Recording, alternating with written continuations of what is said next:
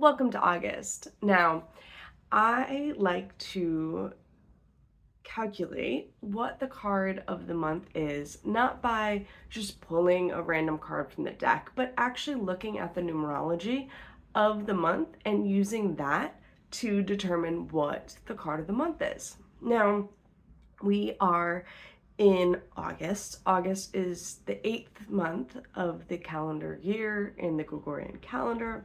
Now, that card in a classic Smith Rider-Waite deck is the Strength card. We are also in a Strength year. So this year is 2024. So we have 2 plus 2 plus 4 is 8. So 8, Strength. Now, that would mean that August 8 of 2024, an 8 year, so 8 plus 8 is 16. Now, that means that our card of the month is the Tower. Now, I know if you are even slightly familiar with tarot, or even if you're not, we look at the Tower card and it can be a little troubling, right? We've got a tower, we've got people falling out of a tower, we've got this bolt of lightning, we've got what looks like flames in the sky, a crown falling off, right? Seems very doom and gloom. What's amazing, though, about what the tower represents is it's ultimately massive change, right? Which can terrify us. Again, still a scary thing. You're like, Megan, what are you talking about? I don't want big changes. But what if you did? What if you got sick of whatever you'd been frustrated with and you're like, this is the time. We handle what we can handle for only so long. And eventually we decide that it's not worth it anymore. And that tends to be tower moments. Now, sometimes tower moments happen and we're not expecting them, right? And other times tower moments happen because we're like, yes, pull the trigger. We need to do this, okay? So this month is set up for you to be able to make those big changes that you're being called to make, even if it feels scary, even if it's something you're worried about. It's a great opportunity to really initiate change. And that's what that lightning bolt in the top is all about, right? You get that spark of inspiration that initiates change to happen. And the thing about the Tower is it's a little bit different than the Death card. Now, Death is about ending a cycle completely. The Tower is about instead taking a look at something in your life that you built up to be a particular way and realizing that's not working anymore, or something outside force saying that's not working for you anymore, and making that go away so that you're now back at a baseline.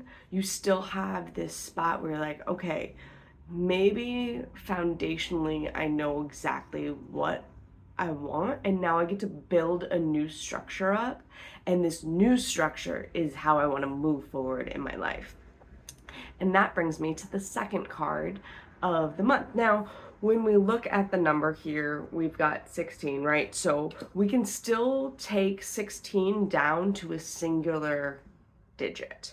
And so you add the 1 and the 6, and then that gets us to 7. Now, 7 is all about the Chariot.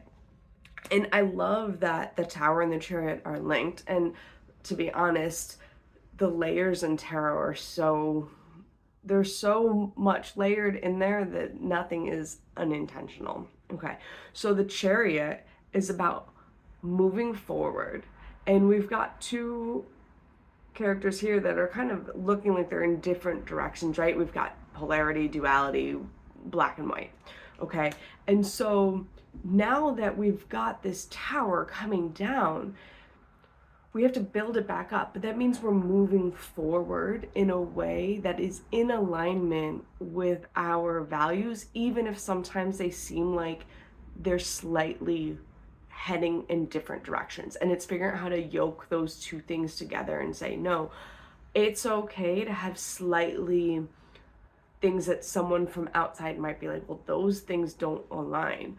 But for you, in the way that your system works, whatever that means for you, you are able to understand how these things that from the outside people may be like, I don't understand how those two things could be both things you care about, but you're able to figure out how to make it work for you, because that's what it's all about. It's about you figuring out what works for you, being in alignment with your values and moving forward in a way that works. And as we move forward, we're able to rebuild this tower to be what it is that we want next. And so that's what the next month will be about. And you'll see numerically, we'll move on to the star, which is all about finding our next fit. So while it might be scary, the idea that things are going to shift and change, August is lining up to be a month of big potential changes for everyone. And so you get to, instead, if you know that that's coming, you get to tap into that and be like, okay, where do I want to make changes? What's going on here? How can I best set myself up for success in the long run? How can I have that change come my way and know that I'm going to be able to roll with it and make things work for me? I live under a principle that everything can be figured out. I can figure out how to do this hard thing, and you can figure out how to do this hard thing too. So this month, be on the lookout for big changes, but know that you got this and you can navigate it all. Thank you for tuning in. I pull a single card reading every morning and I post that as a short. So if you're ever looking for a little daily advice, a little daily guidance, I do that every day and post it.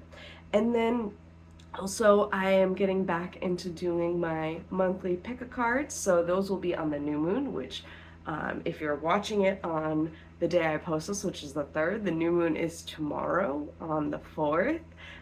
If you're watching at a different time, the pick-a-cards are still valid no matter what. I just love to do them with the new moons because we like to set intentions on our new moons, or I like to set intentions on the new moon. And then also, if you ever want your own personal reading, I have a link where you can go see what my offers are. I would love to pull cards for you. Thank you for tuning in, and we'll talk more later. Bye for now.